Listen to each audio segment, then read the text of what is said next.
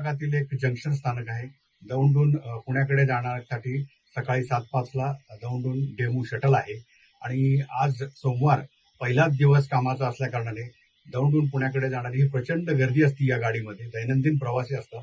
तर यवत स्टेशन जवळ येताना धूर सदृश्य अशा इंजनपासून तिसऱ्या बोगीमध्ये काहीतरी दिसलं आणि प्रवाशांची एकदम धांदल उडाली, धावपळ उडाली. कारण गेल्या 8-10 दिवसात अनेक अशा घटना घडत आहेत की प्रवाशांच्या जीवाशी खेळ होत चाललाय.